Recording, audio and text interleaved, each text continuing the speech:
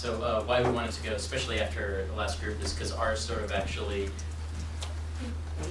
project actually sort of, although we worked in silos, it was sort of on the same first issue platform, but this was one of the crazy idea that Lawrence Lessig wanted to see. So, and in fact,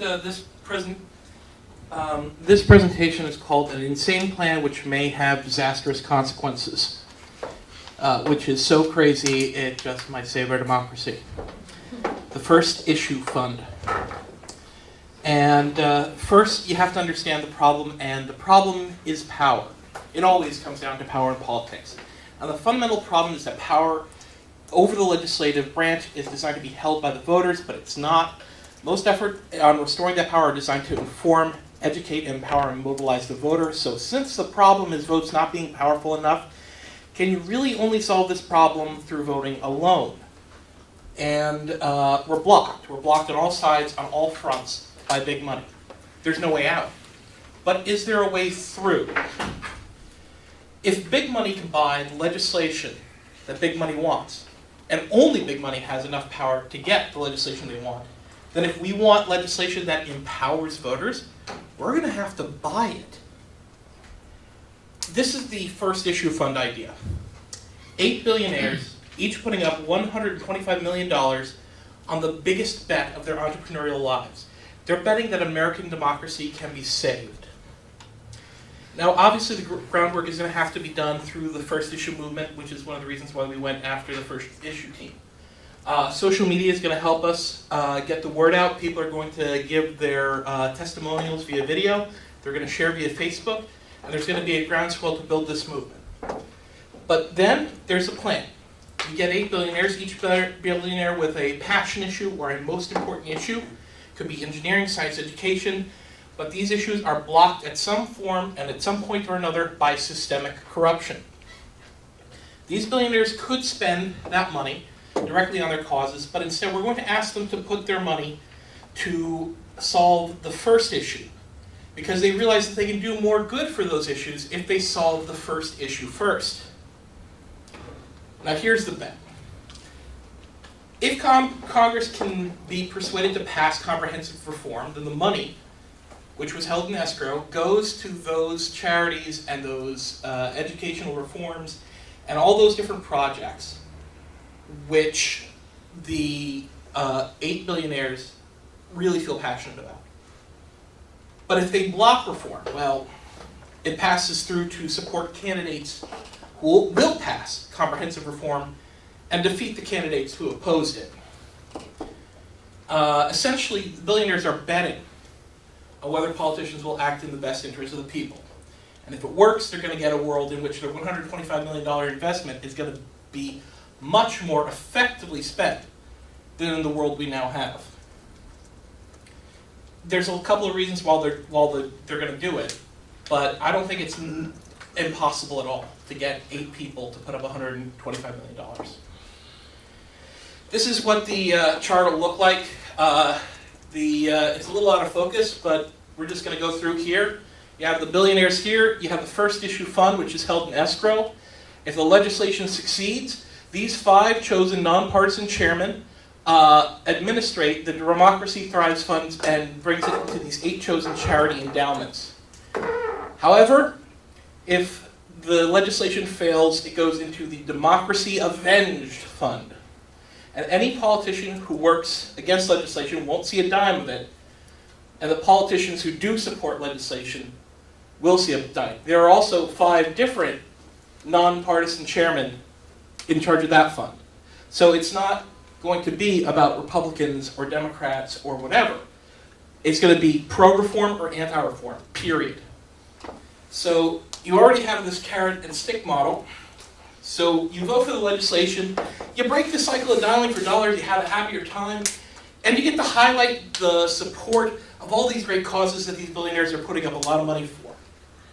You can vote against our legislation, however, and you'll face a well-funded primary challenger and a general election challenger every election until you're defeated. In short, God help you. Michael? Sorry. Sorry. So here's the marketing.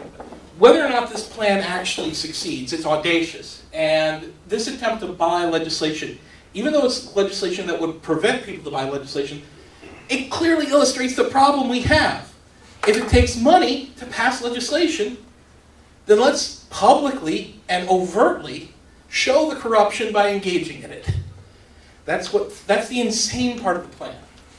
We also have leaders of industry coming forward in a very public way and saying, we understand that we all have passion issues, but we must solve corruption first, which is exactly on the messaging of the First Issue campaign. So win or lose, we'll have raised awareness of the seriousness of political corruption. And we'll have started the awareness that whatever your most important, most passionate issue is, you must solve corruption first. But here's the thing, we're going to win. If we can pull this off, we're going to win. We will be able to threaten those politicians who oppose us with a stick that is powerful. We're going to give them a carrot, getting out of the dialing for dollar cycle, and we're going to eliminate or at least greatly reduce the influence that big money funders have. Brian, we need to break you off there. Okay. This is the last slide. If we win, we'll have a republic regained. All right.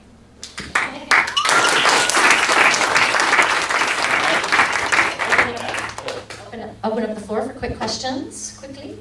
Anyone have questions? It's kind of interesting. First of all, I think it's awesome. It's epic in the right way. The question I wanted to ask, maybe I missed it. Like, is there a date or a cutoff? It seems like if there's kind of this in general, if it doesn't happen, then the money goes one way or the money goes the other way. I feel like there should be a date, right? Or like some kind of key moment. There would have to be a specific date, specific legislation, specific determinations. Sorry. There would have to be a lot of specific dates, specific legislation, specific actions of what constitutes support and what constitutes opposition. You have to write this all down. But I had 5 minutes to make a presentation, so that's why I didn't show up. But also, this is also why you need these boards.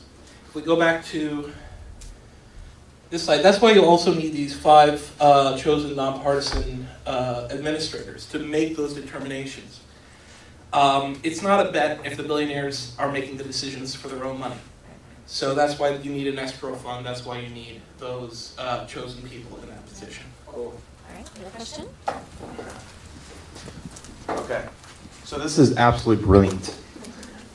The way that I see it, this is a win-win, right? My question is, and this is probably more for the room, identifying those 8.